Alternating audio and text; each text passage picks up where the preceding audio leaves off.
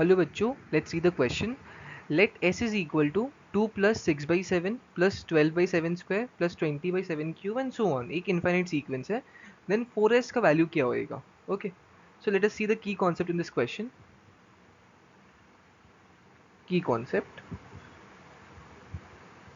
So in search questions क्या करते हैं हम लोग? जैसे यहाँ पे एक infinite हम लोग assume कर यहाँ पे कुछ दिया हुआ नहीं तो we will say this is infinite.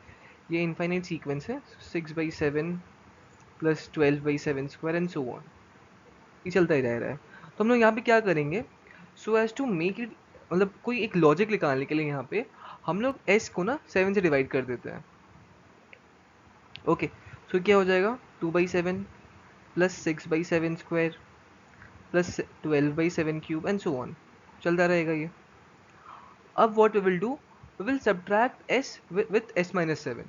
हम लोग जनरली ऐसे ही करते हैं जितने भी सीक्वेंस इन सीरीज के मिसलेनियस, ये मिसलेनियस टाइप ऑफ क्वेश्चन है. तो मैंने इस सीक्वेंस को ऐसे बोल दिया, फिर I will find out some way so as to simplify it. जैसे इस क्वेश्चन में I will divide each and every term with 7 and then we will subtract the two series.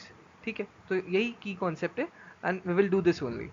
So subtract करने के बाद s माइनस s/7 जो आएगा it is equal to, जैसे यहाँ पे क्या हो जाएगा, यहाँ पे 2 माइनस, यहाँ पे 2 माइनस 2/7 हो जाएगा.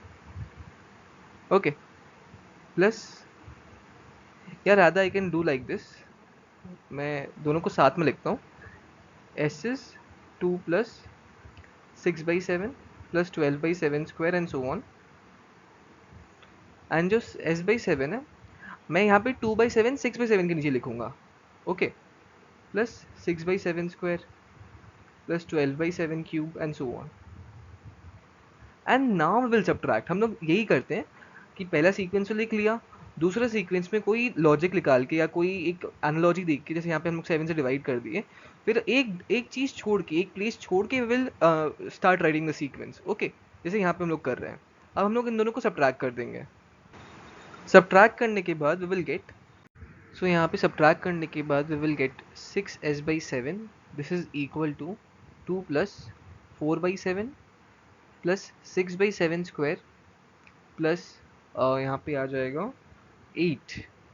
ओके, यहाँ पे आ जाएगा 8/7 cube and so on. It will go on. Now again ऐसा ही सीक्वेंस आ गया, इनफाइनाइट सीक्वेंस. यहाँ पे भी कोई कॉमन कुछ दिख नहीं रहा है, so we will again divide this thing by 7. So 6s/7 cube 7 square कर देंगे हम लोग. सो और हम लोग 2 को एक टर्म छोड़ के लिखेंगे. सो 4/7 square 6/7 cube and so on. It will go on. अब इन दोनों को सब्ट्रैक्ट करेंगे. सो 6s/7 इंटू 1 माइनस 1/7 आ जाता है.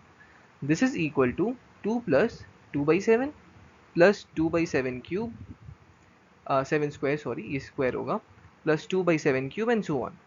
सो यहाँ पे हम लोग देख सकते हैं कि 2/7 टर्म कॉमन आ रहा है हर एक में. एंड अब लोग यहीं पे स्टॉप कर देंगे. हम लोग ये प्रोसेस तब तक करते जब तक हम लोग का कोई कॉमन नहीं आता. अब कॉमन आ गया, now we will stop it.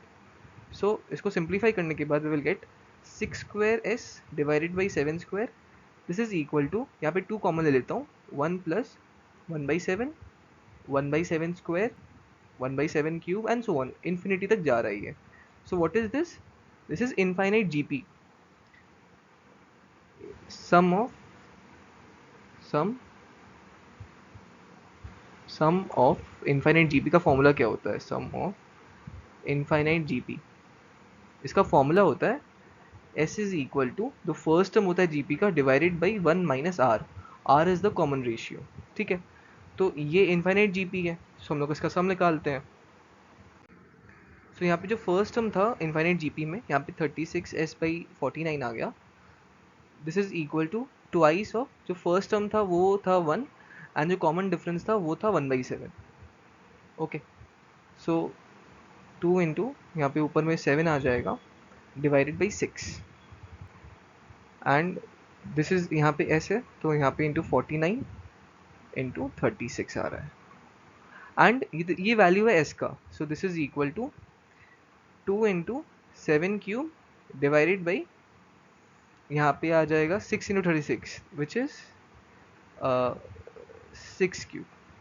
ठीक है, बट हम ये s का वैल्यू है, बट क्वेश्चन में हम लोग से पूछा था 4s का वैल्यू. Therefore 4 times S, this is equal to,